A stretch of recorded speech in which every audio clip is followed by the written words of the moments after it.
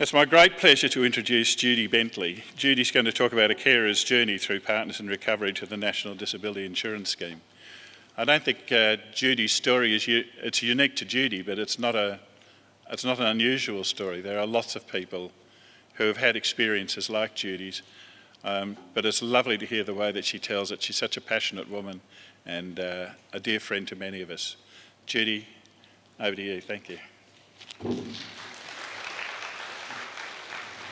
I had great difficulty in sort of preparing for this because I felt that I should be really positive about the transition to the NDIS, and I'm struggling a little bit with that, having been involved with Partners in Recovery right from the beginning on the expert reference group when Minister Mark Butler said we need to find something that supports the community with severe and persistent mental illness and the complex needs that go with them. Generally, well, I suppose in my experience, a lot of young adult males in their late 20s, 30s, who were struggling. They're the ones homeless, under the bridges, out in the park, sleeping rough. Very little support and very difficult even for carers to support them. So this has been a fantastic program. And if you want to ask questions about Partners in Recovery, I can probably answer them fairly well. About the NDIS, I'm still learning. So I'll just take you through, I guess, how I actually got to Partners in Recovery and what it has meant to me and to my family. It's been fantastic. First up, I would like to acknowledge the Aboriginal elders, past and present, on whose land we meet today, and also to acknowledge the terrible history of the Aboriginal communities in Canberra and I guess all through Australia. And I'm really grateful for the opportunity to come to this gorgeous city. Nobody really warned me that it was full of hills. And as I went off for my little walk around on Tuesday afternoon, and somebody said, oh, it's just a 10-minute walk down to the Cascades, or whatever it is. And I thought, God, after sort of about 40 minutes, I thought, well, I finally reached here, but I don't know how I'm going to make it back. And I sort of thought, yes, I think Andrew said last night, you know, you have to be a bit of a mountain goat. And I thought, yep, right, next time I come back, I'll practice that. And I also feel that I've been on the expert reference group, but I sort of feel that I'm not really an expert in anything. And even being a carer, I think there's been so much guilt and heartache around that role and helplessness, and mothers are meant to keep their children safe and protected. And it's really hard to accept that sometimes this happens. If it's 1 in 5 people who are likely to get a mental illness, and I've got 3 sons, I guess it's perhaps not unusual that one of them has really, really struggled. My journey started back in 2001, and I think that was a terrible year. The Twin Towers exploded and my mother died, and my youngest son became psychotic. And I know that now, but at the time I had no idea. I'd had no experience of mental illness. There'd been no mental illness in the families. Something I could not recognise, and sort of looking back now, I'm not sure that I could have done it any differently. Looking at the person that you've nurtured at the age, up to the age of 20, who was sort of managing, he was always a little bit different, very good fun to be with, but probably struggled in some areas. We were told that he probably had ADHD, bit difficult for him at schooling, even though he was very, very bright. And suddenly there was this sort of deterioration that I could not figure out. I didn't understand what was happening to him. He didn't communicate, he would not talk, he wouldn't eat. All his food he looked at with suspicion.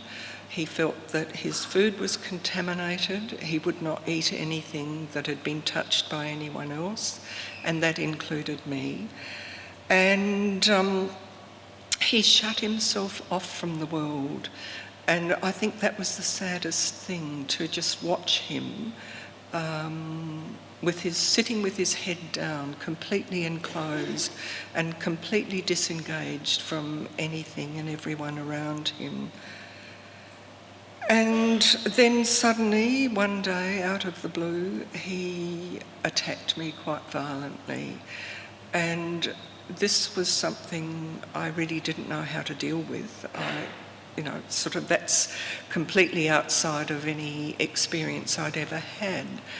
And I guess building up to that, he'd said frequently, "You're not my mother, you're not my mother."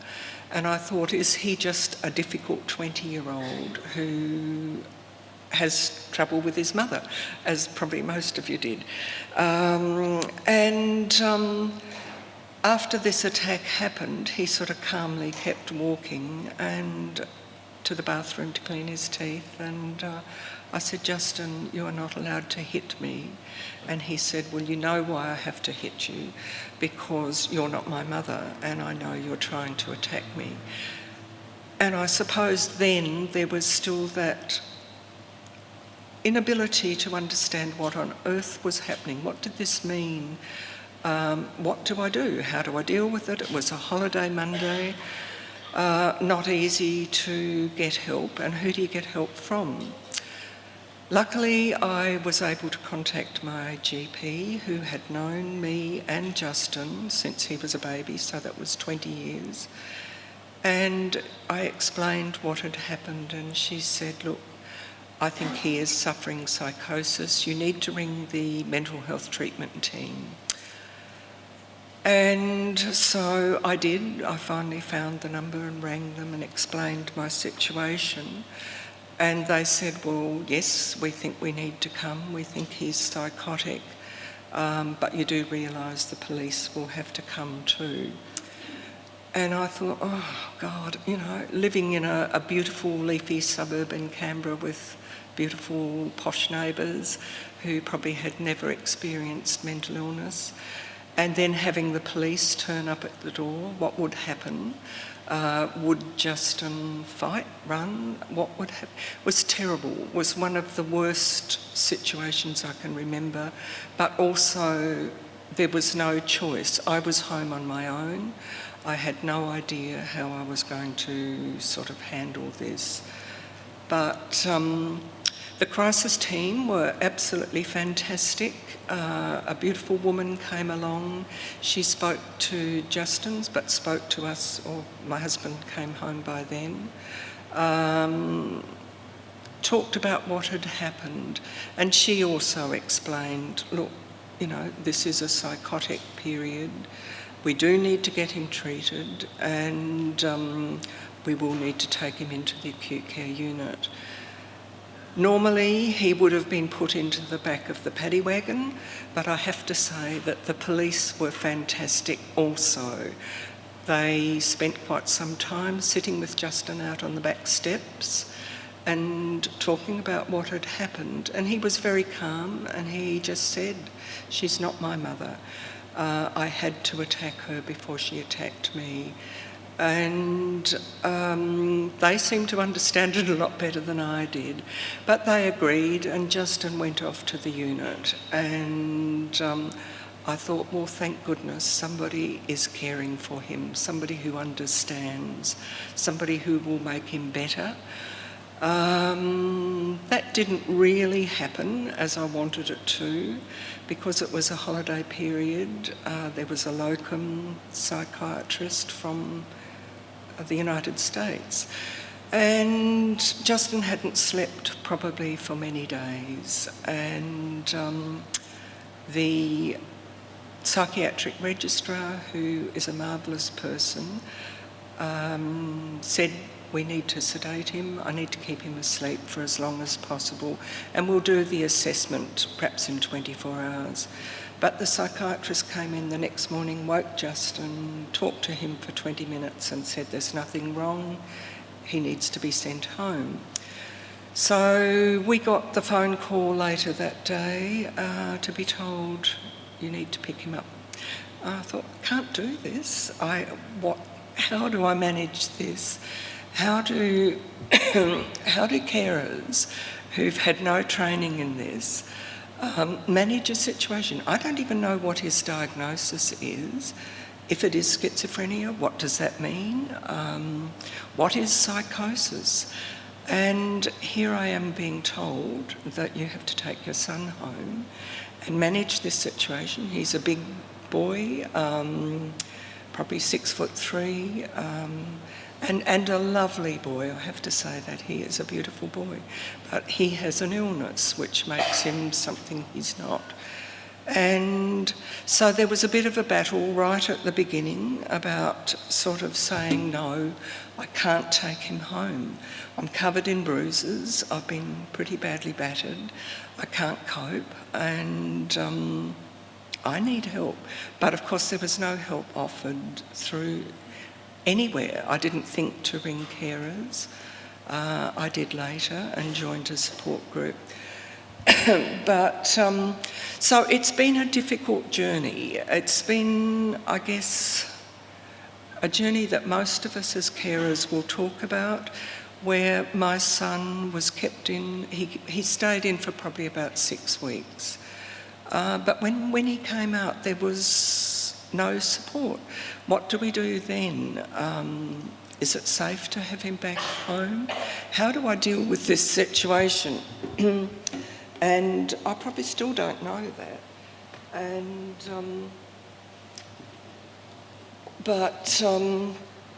that has improved, I guess, but the thing that has been my saviour has been my favourite partners in recovery. And no wonder it won't come out, it's got plastic on top. Dear. And just give me a minute, because I'll lose my train of thought, which is probably lost anyway.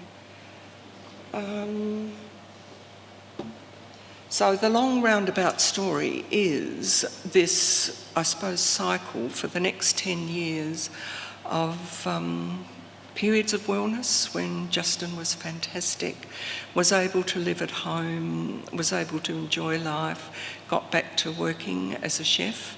But then again, the same thing happened. The psychosis came back. He would go off his medication, he would think he was well, and he would become sick again, and the whole process would start again. How do you get help? I live in Canberra. I know most of the people involved in mental health in Canberra. I had Peter Norrie, the chief psychiatrist's phone number. I could ring him on occasions and say, what do I do here? I know Justin is becoming psychotic again. This will be a dangerous time. He needs help now. We need help so that he doesn't suffer the damage that each psychotic episode causes. But it was just not possible. I had to wait until something happened and then ring the police. And I thought, this is madness, total madness. Surely prevention is something that we needed to do, but something that's not possible. Justin was an adult. He was entitled to make his own choices.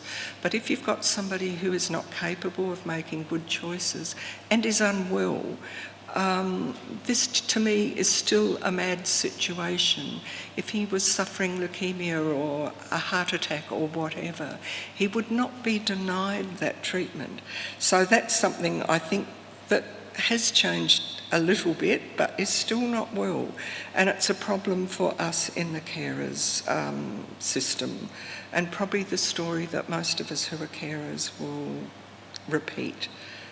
I think after listening to Flick's presentation yesterday, I think the thing that struck me most was that open dialogue, that no blame, that checking, well, we don't really know what this problem is, but let's talk about it, let's discuss it, let's hear what it is from all parties and perhaps work out some way of dealing with this. And I think, God, I wish that had been around. I'm not even sure. I had never heard of open dialogue, and it's something I want to find out more about. And I can see that I need to change my own behaviour. I'm sort of probably one of those people who jumps in, and if there's a problem, I will sort of say, yep, well, I think you should do this or this or this. And I can see that I have to sit back and just be quiet and perhaps listen to the silences and accept that some things are out of my control and perhaps even out of anyone's control. So I thought that for me yesterday was those two presentations were fantastic. I think Sandy gave me such hope because I thought, right, Justin is now nearly 35. He is doing so well and he might turn out to be another Sandy. And so the presentations were fantastic yesterday. But anyway, this is an awfully long story, but the terrible sort of episode happened again 3 years ago. Similar situation, Justin living at home, knowing that he was deteriorating, he was becoming very unwell, and also not able to get help. Tried all my contacts. Nothing that could be done. He's an adult. You have to accept that he's entitled to make his own decisions. And I sort of can almost understand why people do not leave an abusive relationship. You're almost caught up with knowing that this is going to happen, that it's inevitable. And somehow I couldn't see a way out of it. Struggling financially on very low income, still living with my husband at that stage, but both of us on sort of small superannuation and top-up pensions. So I'd always thought that there's no alternative. Where can I go? I can't afford to buy a house anywhere. And then there's the children, and in my case now grandchildren. So it sort of led to another very severe attack, and I was lucky to survive this one. And I just thought that was it. That was the last straw. I couldn't do this anymore. And I guess that was my breaking point, and I was pretty badly injured. So I left home, lived with my eldest son for a little bit, and lived with friends for a little bit, and then went into a very chaotic time where I decided that it was just not possible. If my husband could not accept that I would always be in danger if Justin was allowed to live at home, I couldn't do that anymore, and it would not help Justin and it would not help me. So, process of trying to buy a little house, that sort of all went bad when the sale of my house fell through and I was caught, had to put in tenants who didn't pay rent and wrecked the joint. And I had to then sell it, and I spent a year homeless. And that was an interesting process, and I think gave me a bit of the understanding that it must be like for somebody who doesn't have shelter. And I think that is the most important need for all of us. I guess shelter and love I would put together, somebody to love you and shelter for your body. And that was a really bad time, but I had options. I had friends I could stay with. I had friends who went overseas for long periods who asked me to look after their houses. But it was still terrible. To feel rootless and homeless is a terrible sensation, and I feel terribly for those people, and we've got thousands in Canberra, you've probably got thousands in Tasmania, who are living under the bridges and in the parks, and in cold climates it must be appalling. But anyway, I guess the horror sort of continued. Justin managed to find a little cheap accommodation across the border in Queanbeyan, but he was psychotic, and he believed that the neighbours had germs coming out from under their door, so he used the anti-germ vinegar and he sprayed that under the door. But the people in the house, and I can understand their fear. Justin was probably not an easy person to live next door to. And they rang the police. Justin was charged. He was locked up in the Queanbeyan cells for 36 hours. And it was only after he'd been there for 24 that he phoned and said, "I'm in trouble." And I was appalled. I just thought, how can somebody with a 10-year history at this stage of mental illness be locked up in a prison and or in cells? And I rang the police and I said, "Look, do you realise that Justin has a severe mental illness?" And they said, "Yes, we know, but we did take him to the Goulburn Assessment Centre and they said there was no problem. We've got no choice. He's got nowhere to go. The neighbours have taken out an apprehended violence order. He can't go back to his unit." And here we are again. He was homeless. He'd lost his bond. He'd lost his electricity bonds, his gas bonds, the whole lot, and nowhere to live. And he came back home and we talked, and it was the first time he'd actually accepted that he's got a mental illness. And he said, "This is serious, I think." And I said, "Yes, Justin, you've got to face the magistrate again and you've got to prove that you're dealing with your mental illness." And he asked to be taken to the mental health unit. So he had another 6 weeks back there. And it was fantastic. They looked after him very well. But then it was time for discharge and there was nowhere to go. And this was the great opportunity. And I thought, Partners in Recovery, I know about Partners in Recovery. And this connected Justin in. I often wonder if he hadn't been in such a desperate state, whether he would have agreed to go. But he did. And Partners in Recovery saved his life and it saved mine, and I love it. And I think that's why I feel desperate about losing it. It's been the only thing in a nearly 15-year journey that has provided the help and support that Justin has needed. And it was the person-centred care, and it was, they talked to him and they said, "Justin, what are the things that we could do to help? What are the things that you need?" They asked him. And of course, housing was his first priority.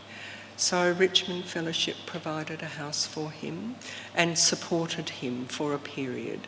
But along came the NDIS and the ACT had to shift all of their funding into the NDIS. So Richmond Fellowship lost funding to provide this housing support. They let Justin stay on, even though it was costing them money, but they were fantastic. But the lovely Katrina, who was the support facilitator that Justin was dealing with, who was absolutely fantastic and is still fantastic, and I love her to bits, managed to talk Justin into applying for emergency housing, something I'd tried for 10 years to do and without success. And she worked with him, and it wasn't easy. He was not easy to engage. It took a long time. It took things like a pair of sunglasses. He didn't want to go and visit her at the Richmond Fellowship, so she said, "Right, we'll meet over at Monica and have a coffee," which he did. And he spent a lot of time looking at her, and finally he said, "Oh, I like your sunglasses." And she said, "Oh, well, Justin, have you got a pair?" And he said, "No.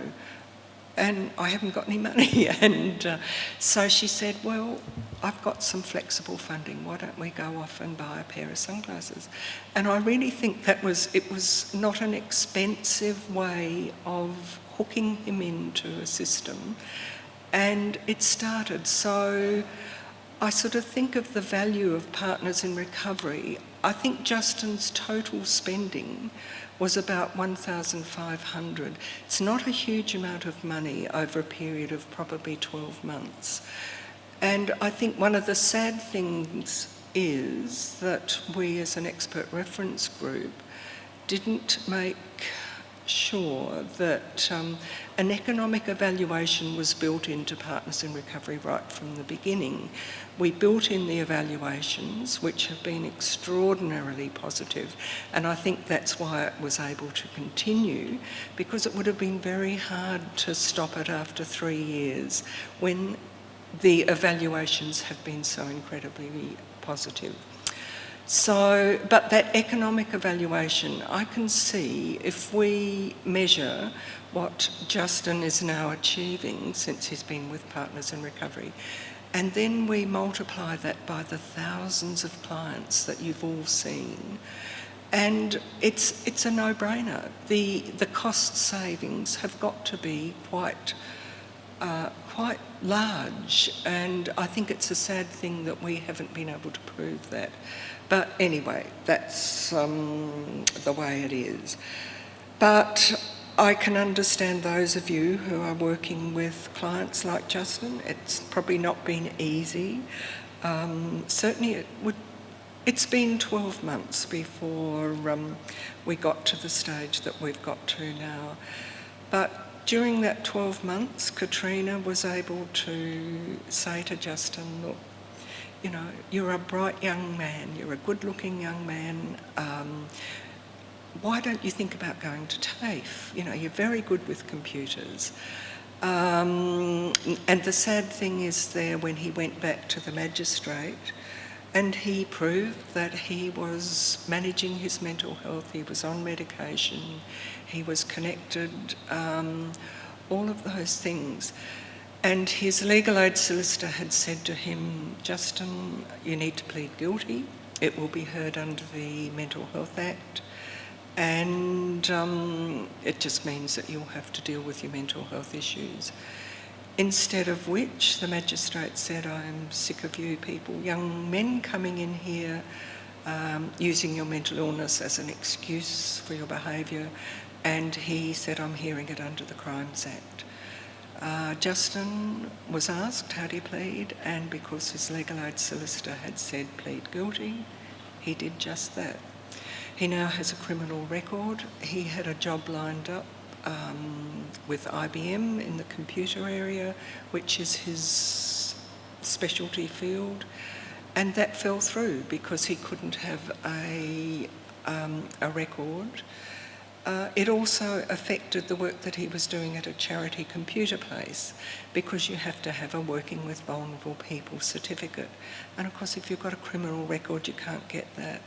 I feel terribly distressed that that happened, and but perhaps again, that was the trigger that's led to the changes that's happened since. And I think with Katrina, she never pushed. She waited when Justin disengaged, and then picked a time, rang up, said, "Hey Justin, I haven't seen you for ages. Let's go to Monica and have a cup of coffee." And they would get back together. I just think all of you who work in Partners of Recovery have been fantastic. But now Justin is, as I said, nearly 35. I can remember thinking he would not live to 25. He's well. He has not had a day in the acute unit since he's been with Partners in Recovery. He's got his own little unit, a little government unit, which doesn't cost him a lot, but he's making a little garden. He's growing things. He's putting down roots. He's able to cook his own meals, so he's eating better. He's caring for his appearance. And the best thing of all, he's re-engaged with his family. And that is lovely, to be able to have him and his brothers and my ex-husband and the grandchildren all around for dinner and drinks and laughs. And it is great that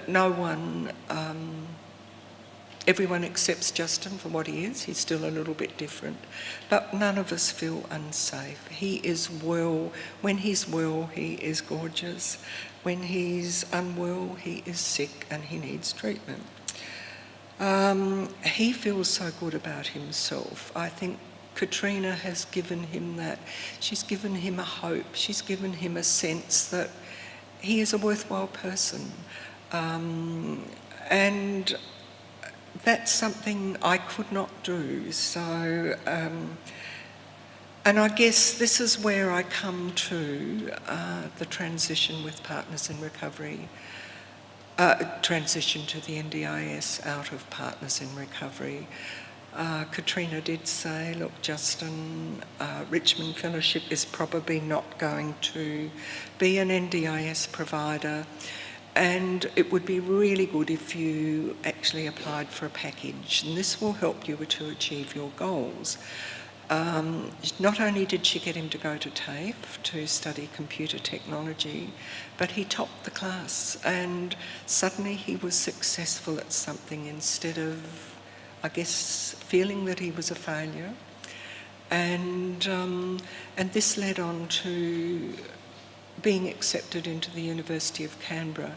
So last semester he went off and studied software engineering, and he topped his class again and is doing brilliantly. And I think this would not have happened if Partners in Recovery had not come into our lives. So his life is fantastic. He will probably always live with this mental illness, but I'm hoping that as he gets older, it will be much easier to manage. And I look at Sandy, and after listening to her story, I think, yep, she's a success, and this can happen. So I've got hope. So Partners in Recovery is not just about your clients, it's about us, the family and the carers and the ones who love this person. So, but how is this going to happen under the NDIS is what those of us in the carer networks are saying. Who is going to provide the support and the nurturing? Is this going to stop under the NDIS? Something I don't know enough about yet. Justin did ask me to help him fill in the papers, and I had to say I hated it. To have to say that Justin has an illness which is likely to be lifelong. And I suppose this is against everything that Partners in Recovery was about.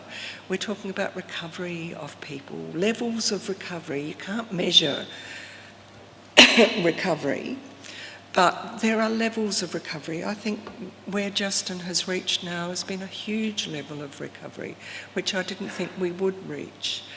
Is this going to be possible under the NDIS? I am sort of hopeful because we've had a few meetings between the Department of Health and the NDIS, and certainly the people working in these areas are fantastic, and they want it to work. They have the best interests of the participants in mind. They want it to be a success. They want it to make a difference. So I understand that, but I still can't help. I guess it's like having your favourite Christmas present sort of given to you and then taken away, because Partners in Recovery has been the best thing that's happened in my life, for me and for Justin. But it's inevitable. We are going to have to live with the NDIS. We are all going to have to learn about it. But I do think also, with the meetings we've had, that mental illness is something that they're still grappling with. How do we measure the services? What services are going to be needed? I think it's a work in progress. And when I look back to Partners in Recovery, that was also a work in progress. When it first started, it was a little bit different to what it's ended up being. And the department was fantastic in that it allowed those changes. The expert reference group was brought together, consumers and carers, the police, the justice system, education, housing, clinical services, everyone who could possibly help to build this Partners in Recovery was there. And we changed it over time, and I think we got a terrific product in the end. And I'm hopeful that NDIS will be the same. Certainly there were a few of us who, particularly through the Consumer and Carer Forum, because mental illness was not included with the NDIS to begin with. And we fought and we put in submissions and we said you've got to include mental health. But I think a lot of us now are a little bit concerned and think, well, you know, Partners in Recovery, if we could keep that going, it's changing people's lives, it's giving them back lives. And so I guess because, oh yeah, I have talked a fair while. I was going to say if I needed to pad this out anymore, I would be happy to have questions. I know a fair bit about the Partners in Recovery, but I don't know a lot about NDIS. But I've got a trust and I've got a hope, and I've got to turn into a mountain goat if I come back to Launceston so I can get up and down the hills. I'd love to come back to Tasmania. I think this is beautiful. And it's been a terrific conference, and I congratulate all of you who did this. And I guess that's probably all I want to say in my confused little talk. But if there are questions and if there is time, happy to answer them. Keep moving. Early mark. Early coffee. Okay, thank you all for listening.